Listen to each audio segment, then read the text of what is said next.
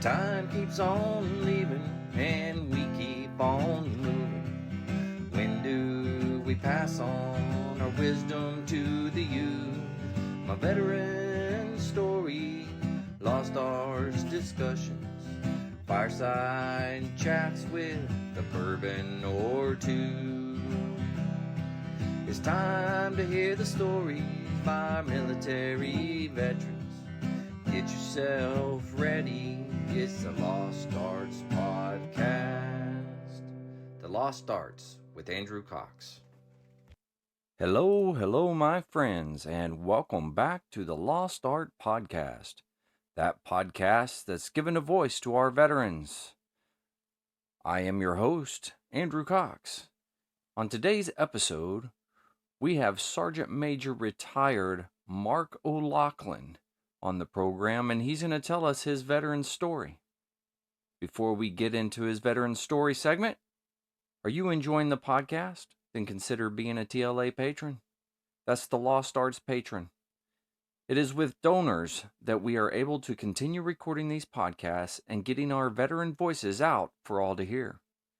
Just go to the Lost Art website and click on the Become a Patron link. Any donations are appreciated.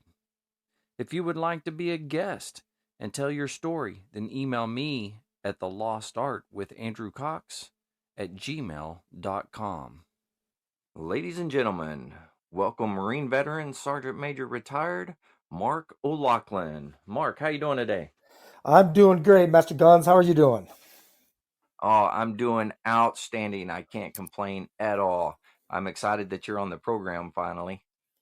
Well, thank you. I'm honored to for you to think of me to get my recording here. Most definitely.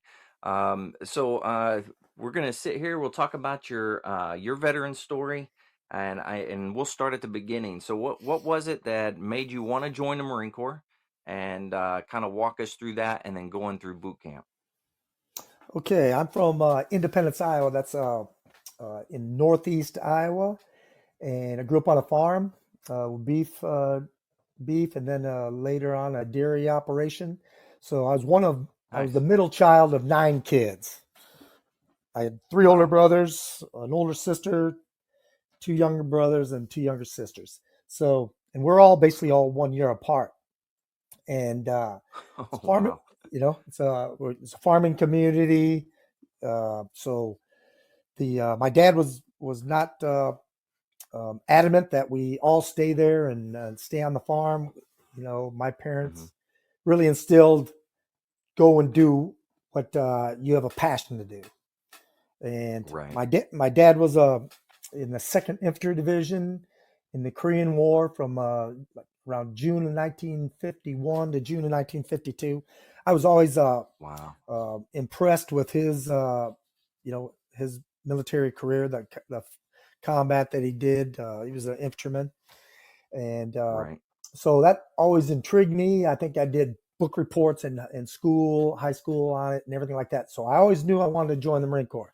But then I know I saw the Sands of Iwo Jima with John Wayne, and I knew that was the great movie. It had to be the Marine Corps. That's right. Yeah. Anything to do with John Wayne, that's good to go in my book. That's it. Old Sergeant Stryker. That's right. And so I graduated. So in 1982, I was 17 still, and I joined. Called a recruiter or got a hold of the recruiter. Said I was one of those easy numbers for him. I called him up. You just walked in and said, "I want it. I want to be an infantryman. I want that." They had a $2,500 bonus at that time, and I want to go to boot camp so I could be home for Christmas. Okay, so I got 2 out of 3. I graduated on the 30 December of 1982. It's Christmas by 1 week. You were close. I was close. So then I went to we called it the infantry training school. Then it was that was where only infantry MOSs went to a school. Now it's called the School of Infantry, where Everybody goes Yeah. there, and you're either in the Marine Combat Training Battalion if you're a non-infantry, or the Infantry Training Battalion if you're infantry MOS. So I Yeah. went to ITS, and then my first duty station for like 12 or 14 months was at Marine Barracks, Fallbrook, California. Oh, Okay, at Fallbrook. so Very at nice. Fallbrook, I used to be a Marine Barracks. Um, Okay. and so first, like I said, 14 months there. And what was great about that duty was all the NCOs that re-enlisted to go there for a duty station, they were all infantrymen. Right.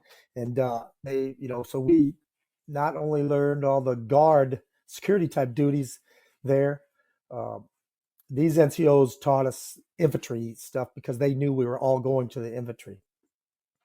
Oh, Uh, nice.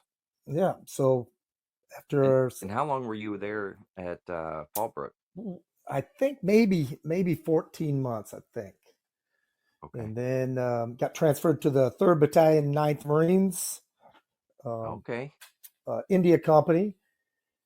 And Nice. that's when 3-9 was part of the 7th Marine Regiment. And the 7th Marine Mm-hmm. Regiment was stationed at San Mateo, California, before they all moved, Okay. before the 7th Marine Regiment moved out to the desert at 29 Palms. It used to be Right. at Camp Pendleton. Yeah. Yeah. So the 1st Marines were at Horno, the 5th Marines were at Margarita, and the 7th Marines were at San Mateo. And then when the 7th Marines moved to the desert, then 5th Marines moved up to San Mateo. Oh, So okay. Yeah, I didn't know that. yep. So I did. We did all the workup training for the deployment. Uh, Went on deployment, flew to Okinawa, then flew to the Philippines, and then flew back to Okinawa, flew to Korea for.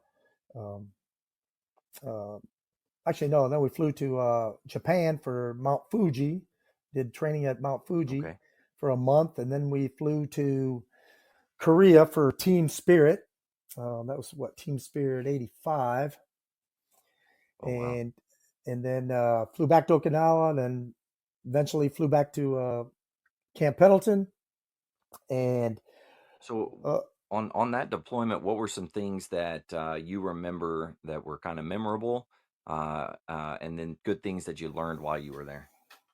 well, what was so good? Like I joined in '82, so Mm-hmm. there was still active duty Korean War veterans Oh, wow. in the Marine Corps, and then just Mm-hmm. and then so many Vietnam veterans. So I was really Right. lucky that we were being trained by Vietnam veterans, and Mm-hmm. so we learned really detailed patrolling, uh, offensive operations, defensive operations. Wow. And just there was seemed to be way back then uh, so much of an emphasis on hiking. I mean, it was hump, Mm-hmm. hump, hump, and hump. We're at Mount Fuji, and breaking snow. You got your snowshoes on, and you're breaking trail for someone, and everyone else is behind you. Right. Hike and just move. Shoot, move, and communicate. Yeah. You had to be able to do it. It was move on, Right. and Yeah. so it's kind of like we are fighting the last wars. Training to fight the last wars. It was move all day, dig in at Mm-hmm. night, get up and move again, and Right. attack where Yeah. we needed to. So I had to. Very cool. That's really as a young Marine, uh, going to other countries and getting different Mm-hmm. cultures, but still everywhere you go, you train. And even we trained with the Royal Republic of Korea Marines in Korea. Oh, wow. And yeah, so it was just such a great experience. You know, first, Mm-hmm. first few years in the Marine Corps, got to do all that. Yeah. So, you were a rifleman, is that I right? was a rifleman. I was a rifleman. Yep. Okay. All right. Th- And then, then I got promoted to corporal, then eventually sergeant, and so then I become a squad leader. Team leader is a corporal, okay. then a squad leader is a sergeant, and Was that uh, on that deployment yes, it that was. all that happened? Yeah. Oh, Yes. wow. Well, no, I got promoted to corporal before the deployment, and then sergeant on the Okay. deployment. Got you. Okay. Very Yeah. cool. So you got some good leadership experience there as well. I did. I did. I was like I said, I feel I was trained by some extremely efficient, like I said, combat veterans, which makes it even better Yeah, when they've got real world absolutely. experience. Hmm. Very cool. Now, once you came back off that deployment, where'd you go then? Well, we got back from that deployment in May of '85, and then December of '85, I reenlisted in the Marine Corps, and Hmm. for 6 years, and then I took the option for drill instructor. And Oh, okay. yeah, I didn't want, I didn't want to be a recruiter, and so I signed up for drill instructor right away. Yeah. Yeah. No, I get and that. and so I was gonna go on the next deployment, in with 339, but Right. I had the opportunity to go to a class earlier. So in May of '86, I went to drill instructor school at MCRD San Diego. Okay. Very nice. Now, what was it that made you want to re-enlist? Let's see. I I was having a lot of fun. I mean, it was just the Marine Corps was so challenging, and Hmm. uh, and it was at that time the during the Reagan administration they were rebuilding the military, so they were like starting to get new equipment in, and their pay was getting better, and uh, just the camaraderie and the example setting of those leaders, of my leaders. I wanted to be like them, and I couldn't be like them if I got Right. out. Yeah. Yeah. Very much so. Plus, again, All right. So talk us through. during the Yeah. plus with during the Reagan administration, they were still giving out. They were starting to give out reenlistment bonuses too, so I got a little Oh, bonus. okay. Yeah. Well, there's nothing wrong with that. That's for sure. Okay. So you end up at DI school. So talk a little bit about DI school. Was that kind of a shock to the system, So or were you back ready for then, that? oh no, I had I'd taken a month of leave beforehand, and like I said, I've had Hmm. leaders, all kinds of leaders that were drill instructors, and they gave us plenty uh, of instruction on how to prepare for it. And it was run, run, Right. run, run. Okay. I mean, pull ups, pull up, sit ups, and run. Pull up, sit ups, and run. Yeah. And we did it. There's me and another Marine that were going about the same time, so we were just doing that at all times. And back then, Mm. drill instructor school was only a 8-week program, and Oh, wow. during that 8 weeks, um, you ran over 100 miles in organized PT, because you got at the end of DI school you've got a 100-mile certificate, because No kidding. the scheduled runs in DI school in an 8-week period was over 100 miles. It was, That's and insane. if people weren't, I mean, the majority of PFT scores were, the run times were Mhm. just awesome. I mean, the average run times for the class was extremely, was like in the 18s or 19s. Oh my gosh. But and Yeah, that's incredible. yeah, and it was a place to challenge yourself, because I hadn't run a 300 PFT until I got to DI school. Oh, no So kidding. that was great. Yeah, Wow. Well, I don't running that many miles. I'm sure that helped quite a bit. So, it did, and it was in the then. There was also the hiking up at Camp Pendleton, because you went up there and did a like 4 or 5 day field, right, event with all those hikes. right, yeah. So, was Yeah. DI school, although it was 8 weeks, was it kind of similar to how it's ran now, or was It it is. a little different? It Okay. is, but the sense of with the 8-week program, of course, because you're learning the same Hmm. amount of stuff. The sense of Yeah. urgency is a little stronger when an 8-week program, because you remember uh, Hmm. studying the drill manual, and doing all those teach Right. Yeah. backs. It just, That's right. and there's just no 12 weeks. You got a little more time to get them done, but not in an 8-week program. You're you're cramming and cramming hard. Oh, yeah. I imagine so. That's pretty wild. So 8 weeks, and then at that point, where did you end up? What battalion and company So did you end up I with? was with Delta Company in 1st Battalion, Okay, and I got it. did 7. Let's see, six platoons as a green belt drill instructor, and then 2 as a senior drill instructor. But on Okay. and so learning the and back then I was 23, 24 years old, learning, going from a Yeah. drill instructor to the senior drill instructor was that was a big, mental shift for me to show a little Oh more yeah. understanding and compassion, but also Mm-hmm. it, uh, it made you think, it made you adjust your leadership style, which Oh yeah. is needed. Um, Mm-hmm.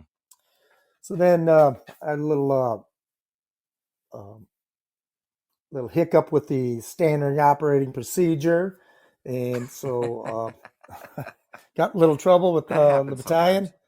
and Yeah. was transferred out early, actually before I finished that second platoon as a senior drill instructor. Okay. And so then I got transferred to a 3rd Battalion, 1st Marines, a Okay. Lima company, and that's when the MUSOC, the Marine Expeditionary Unit Special Operations Mm-hmm. Capable, a few years earlier, that uh, uh, the MUs, the Marine Expeditionary Units, uh, Right. were pretty much assigned in the 1st Marine Division, pretty much assigned to the 1st Marine Regiment. So at that time, Okay. it was 1-1, 2-1, 3-1, and 1st Battalion, 9th Marines. So 1st Battalion, 1st Okay. Marines, 2nd Battalion, 1st Marines, 3rd Battalion, 1st Marines, and 1st Battalion, 9th Marines. And there's a rotation Right. system. It's about 6-month deployment, 18 months back, and as you're Okay. reworking. So we went Yeah.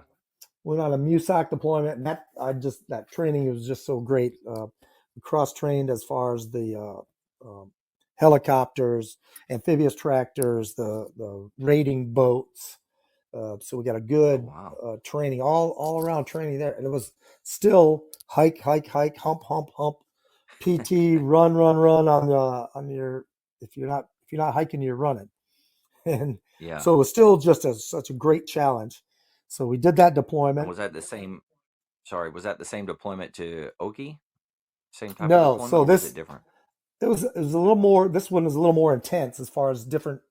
Okay. With the Okinawa deployment, it was basically, when you're at Okinawa, you're in the jungle, you're doing Mm-hmm. patrols, attacks, and defenses. Uh, we're in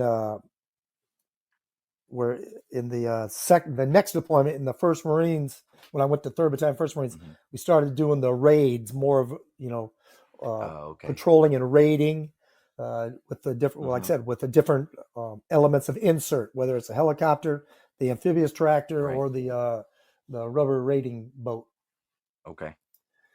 Very cool. So And at this point, you're sergeant still? I'm a sergeant, and Okay.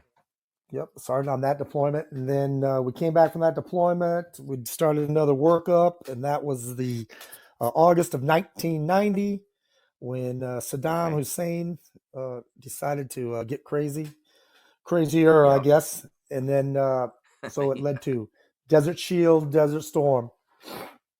Mm-hmm. So we were still we were with the 5th Marine Expeditionary Brigade, and Okay. so we were then. So we did Desert Storm, Desert Shield. We were, like I said, taking the Mm-hmm. ships over, and we were off the coast. We were doing those feint landings and being Right. that pressure out there for Saddam to see all the ships getting ready. And then, Mm-hmm. so then after the start of Desert Storm, then Mm-hmm. when they punched through the minefields, then we Mm-hmm. landed in our landing craft, and as the and went inward, went in, got to the all Wafra forest, and Okay. we did some operations. We did operations there, clearing that out so that there wasn't any, because when we started Desert Shield, all the Iraqis just headed back north or retreating fast. Well, we were searching in the Al-Wafra forest for holdouts.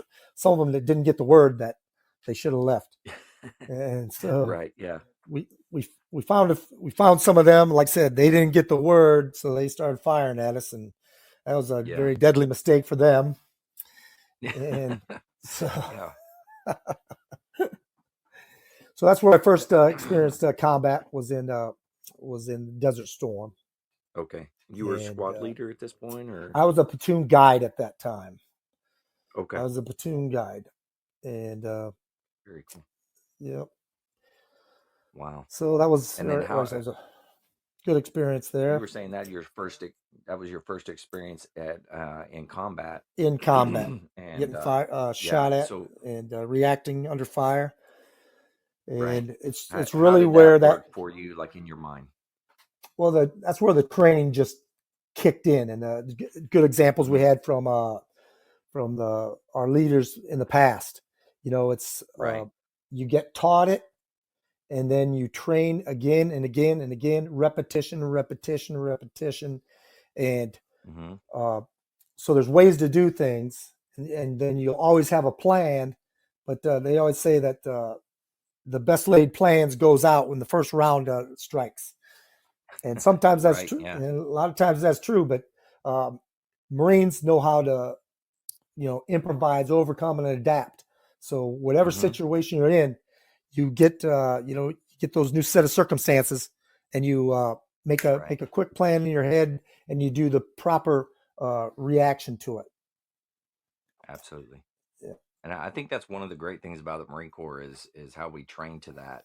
And to always be ready, be prepared, and you do it over and over and over, so it's ingrained in you, and it becomes second nature. So when something happens, you're just reacting in a natural state at that point. Correct. You're you're stepping into it. Not your training kicks. Like I said, your training kicks in. That's why the training is so important, and the leadership and the discipline, and the example setting.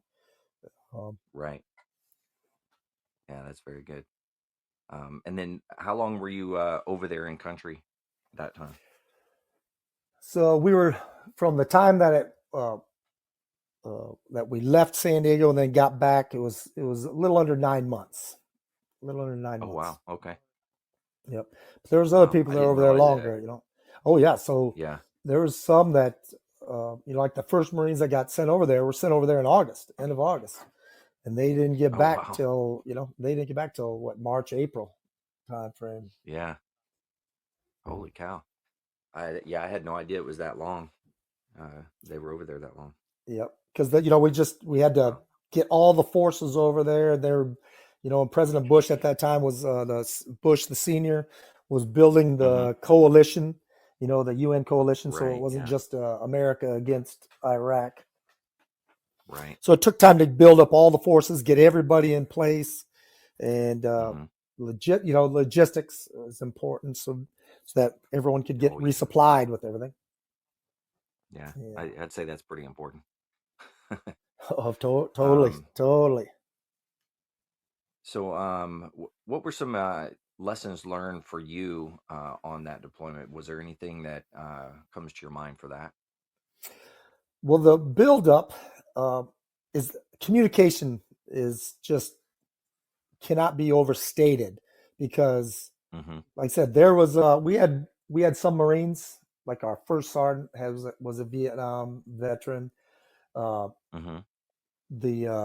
platoon sergeant, and then other platoon sergeants in the company, a couple others, they were Beirut veterans.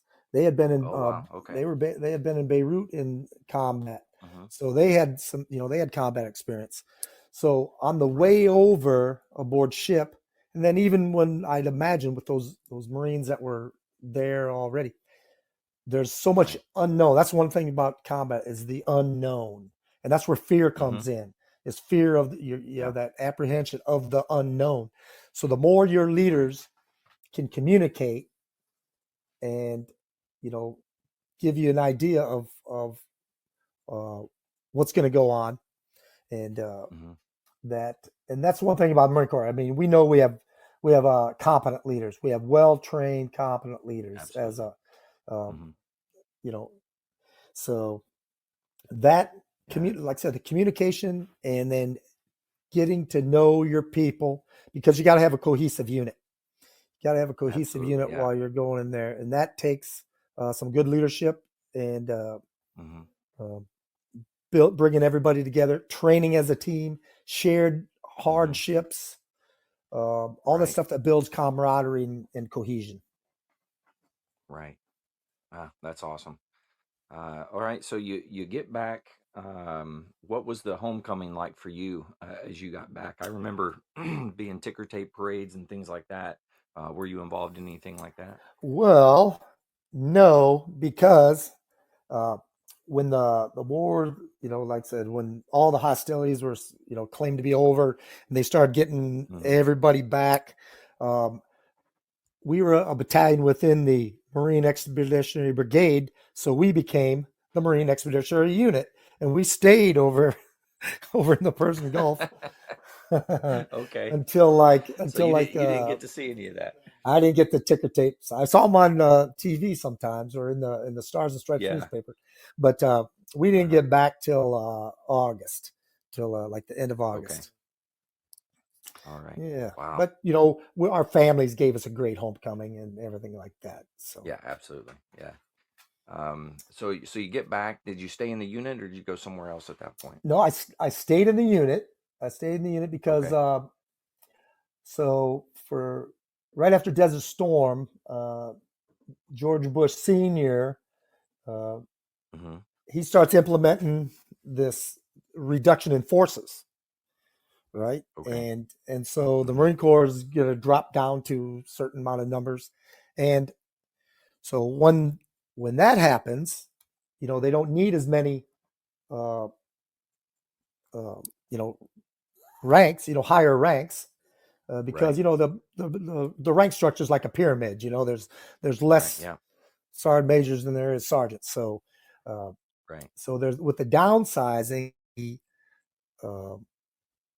the time in grade and time in service requirements go way up.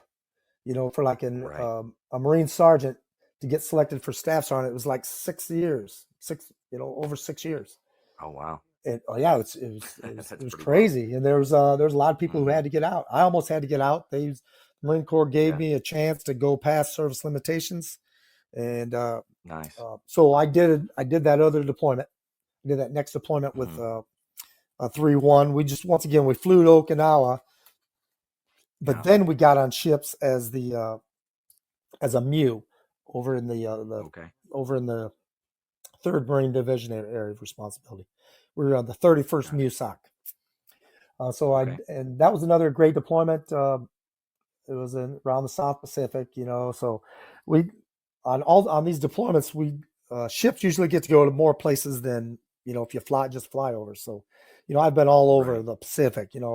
Singapore, Hong Kong, Thailand, Philippines, Guam, Saipan, Australia. Just nice. So many great places where there's, but of course we go there, and most places you go train first and then you get some liberty. But so we got to do some more, like I said, Korea. We did some more, went to Korea, went to Hong Kong again. So we had a good time on that deployment. I was actually the platoon sergeant. Nice. And then about 2 months into the deployment, the company gunny gets some type of illness, and my platoon commander was a gunny. My platoon sergeant, or my platoon commander, became the company gunny, and I became the platoon commander for the rest of that deployment. So I was pretty blessed to be an E5 sergeant of the Marine Corps, as a platoon commander. And so that was some good experience. That was some good experience for me. Really good. It's once again learning, using all those things you learned as a squad leader and a platoon sergeant. Now you have to step it up a little to to take over as the platoon commander. So I did that deployment. Seeing a bigger picture of it. Seeing the bigger picture. Yep. Yeah. So we did that deployment. Came back from that deployment, and I still, like I said, it was the time and grade for a sergeant to be a staff sergeant was, I kept chasing it. It was like it'd be 6 years, and then as soon as I get to close to 6 years, they add another half year. so so I had I had a lot of what was it? I had over 7 years time and grade as a sergeant before I got selected for staff sergeant. Yeah, it was crazy. Wow, it was crazy. And but so after that deployment to Okinawa, with the 31st MUSAC, I got orders since I was close to my EAS, and because I had re-enlisted for 6 years, so I'm close to my EAS, and so they can't give me permanent changes. I can't get a PCS orders, so they called it a permanent change of assignment and just sent me right down the road to the School of Infantry to be an instructor there. So which was so I was down there. First, I'm a troop handler in one of the companies, and then I go over to the instructor. I get selected to be one of the instructors. So I get over there, and that's where anytime you're teaching, you're getting more efficient at your craft.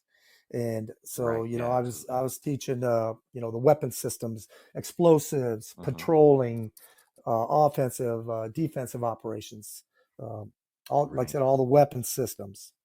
And you get to cross train too, because as an infantry staff non-commissioned officer, you have to know all the weapons. So from all the company level weapons of the M16s, the M203s, the SAWs, the 203s. Now you got machine guns. All those things while you were there. Yes. So you got machine guns. You got 50 caliber machine guns, Mark 19 machine guns, and so had a really good duty there, and learned so much, and really reinforced in my knowledge base all these things. So it was, you just become a better and better staff. And so I get selected for staff sergeant. Boom, and right after basically right after the notice that the promotion board was out, I got orders back to 1st Marines, and this time I went to 1st Battalion, 1st Marines. So I was over there as a staff sergeant. Started off as the platoon commander, and then when a lieutenant came in, I became a platoon sergeant. Then as about halfway through the deployment, once again, there's some type of mix up with the company gunny. So the weapons platoon sergeant becomes the company gunny, and I become the weapons platoon sergeant. And so we finished out that deployment. We went over the Persian Gulf. We were enforcing the UN, as a Marine Expeditionary Unit. We're over there as part of the forces that are enforcing the UN sanctions against Saddam Hussein.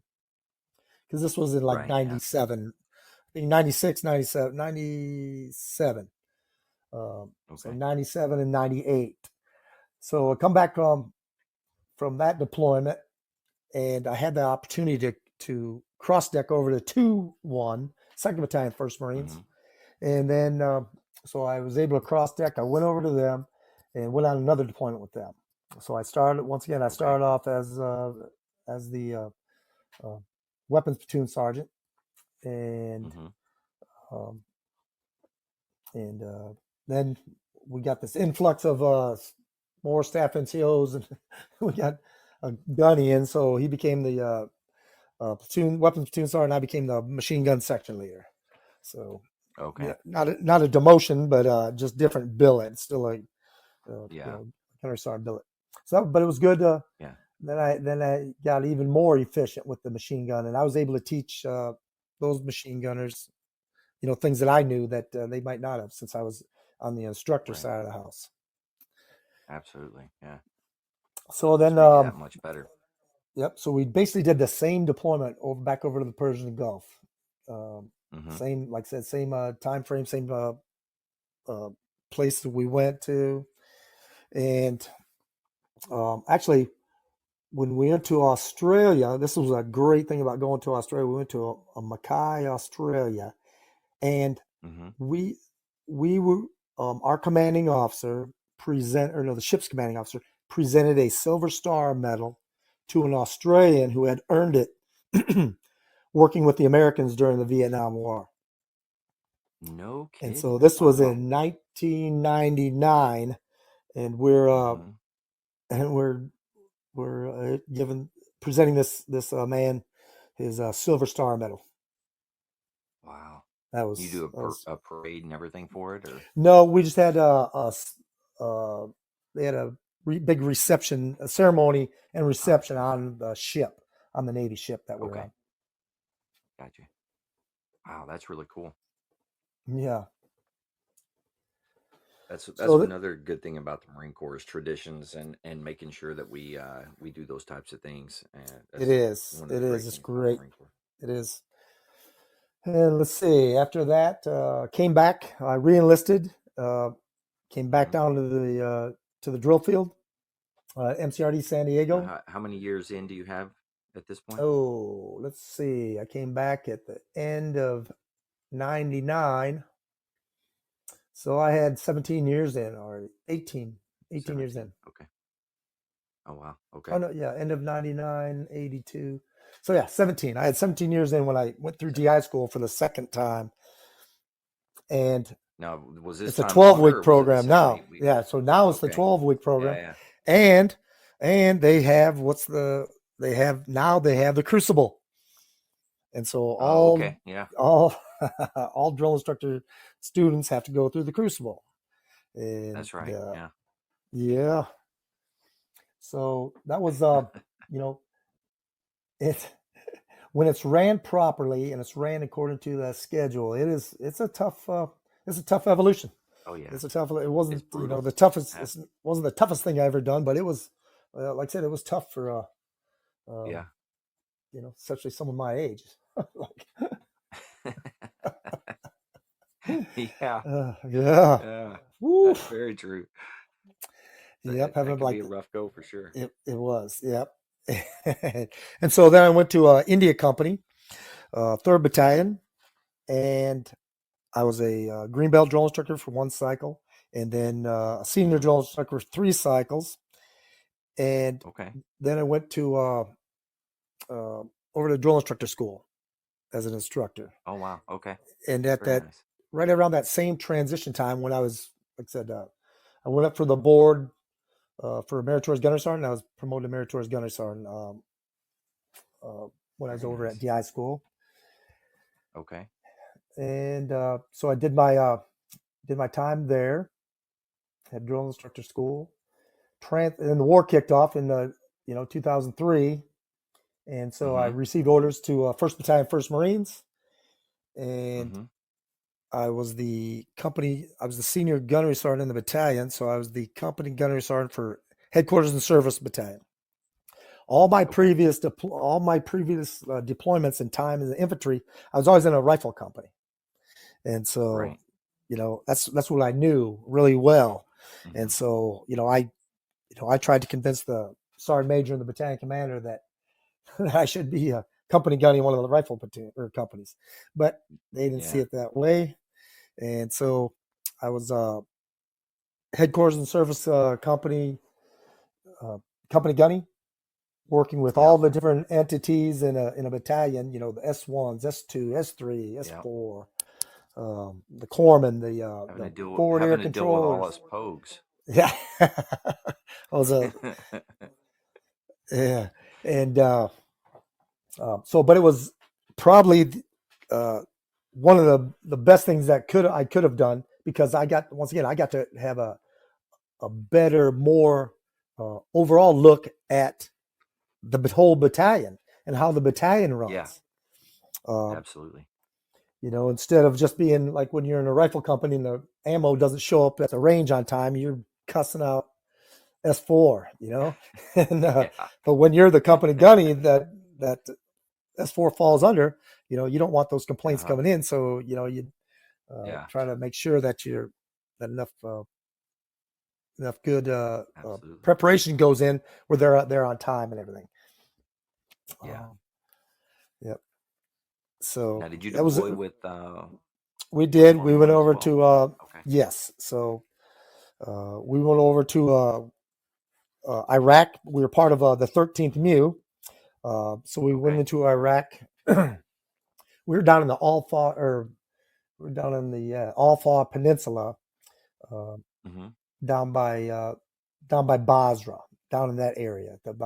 So in that deployment, we're mainly dealing with like terrorists, drug smugglers, and strange enough, oil smugglers.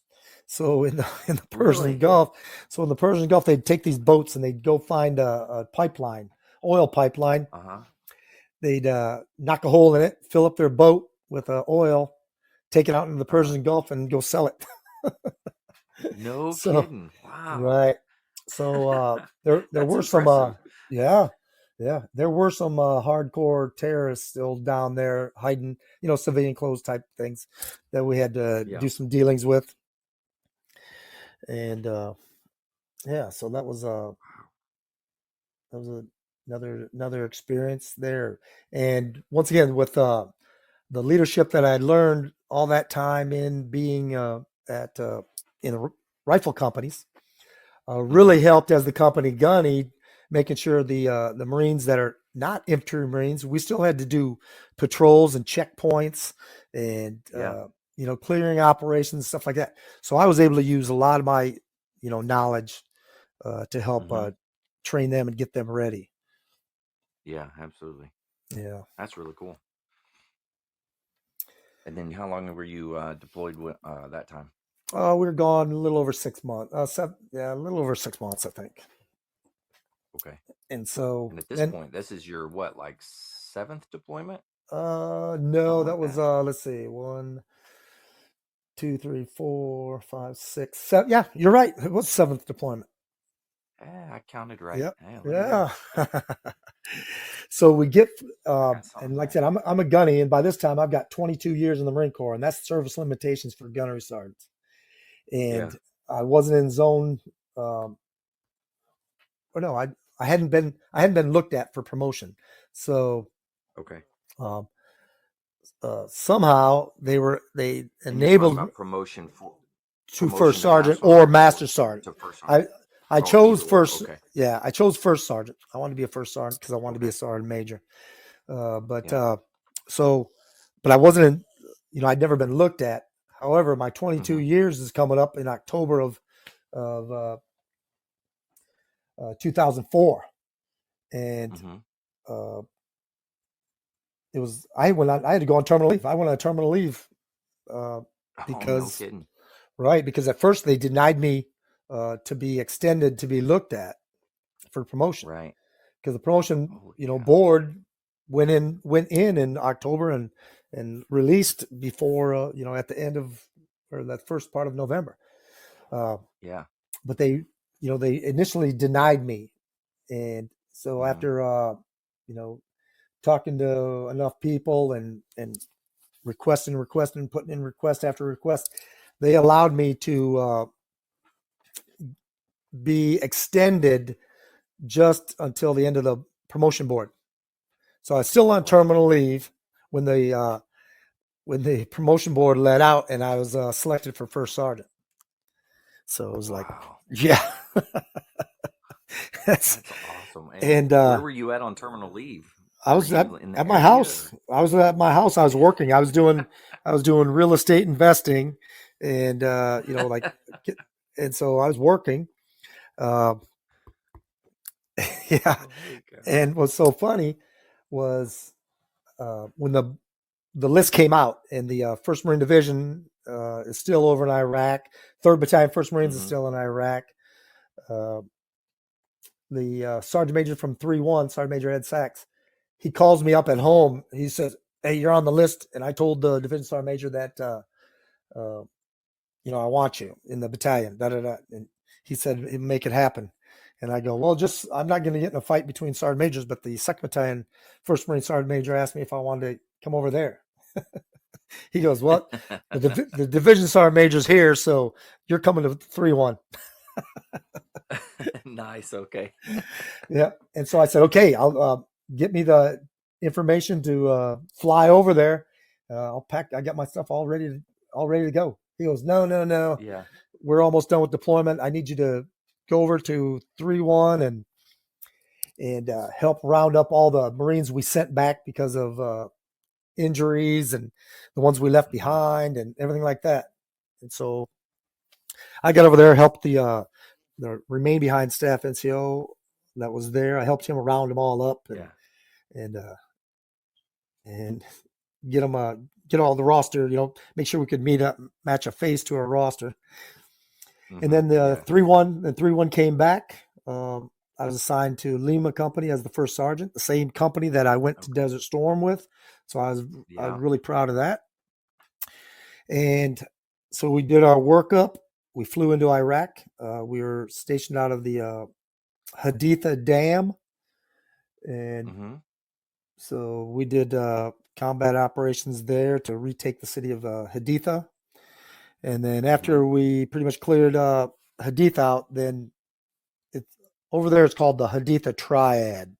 There's three. There's Haditha and Haklania on one side of the Euphrates River, and then the city of Barwana on the other side of the Euphrates River.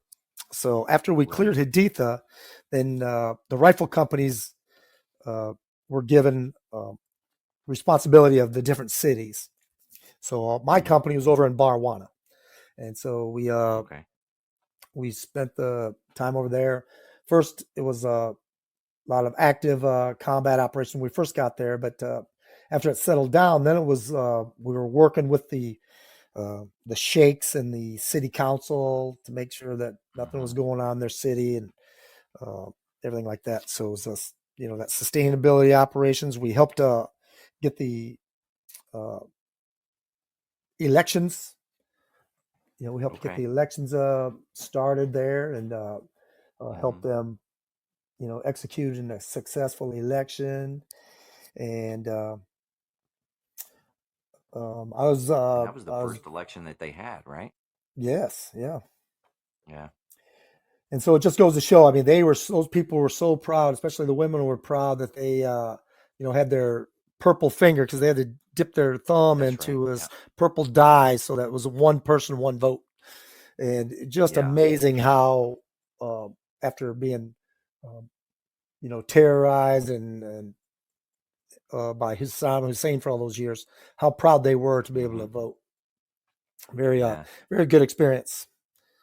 Yeah. Wow. So we came back. It's awesome.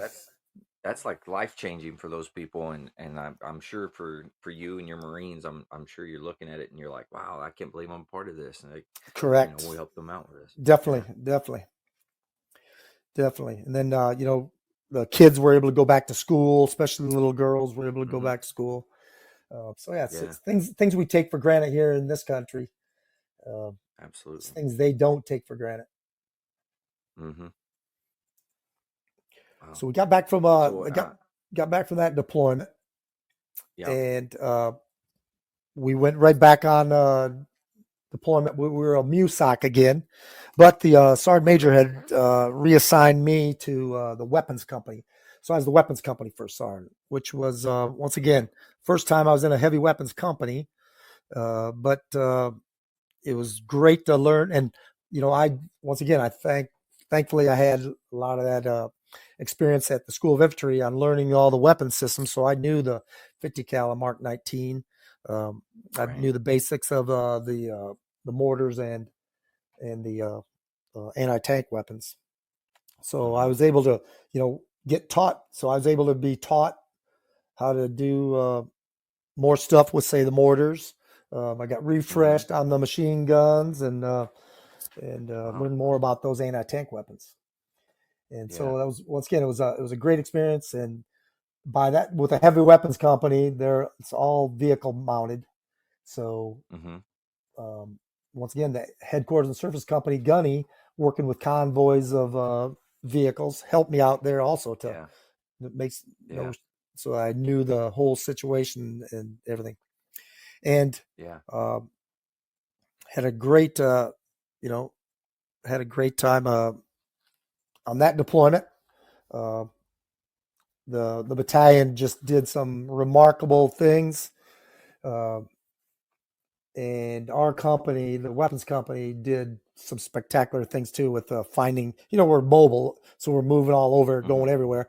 And so we were finding weapons caches. We were finding, they make their homemade explosives over there out of fertilizer and stuff. We found so many factories like that. We found in a vehicle IED manufacturing where they pack the vehicles with ammo and everything. Yeah, so we were, like I said, the battalion did a phenomenal things over there, and so did our company. Wow, that's awesome. Then on the way back on the deployment on the ship ride back, on our way back to the United States, the promotion board let out, and lo and behold, I was selected for sergeant major. Holy moly! I thought for sure I'd what was your time frame from first sergeant to sergeant major? What was that timeline? Like 2 years. 2 years. Wow. 2 years to get selected, and then that was quick. It was 2 years to get selected, and then I had a really, really high number, so it took another like 10 months to get promoted. So but by that time, it took me the entire year to get promoted to master guns. Right, it took a hot minute. Yeah, by that time though, I was pushing like 26, 25 years in the Marine Corps. Yeah. So. And got I had such a high number, but I didn't have enough time to deploy again with 3-1. And the sergeant major wasn't going to retire, so he was going to do another deployment. So I couldn't, be frocked and step in as the battalion sergeant major like I wanted to. I got orders back to MCRD San Diego. Ladies and gentlemen, thank you for tuning in and listening to Sergeant Major Marco Laughlin's veteran story. Tune in next time for part 2. Stay motivated. Change your socks.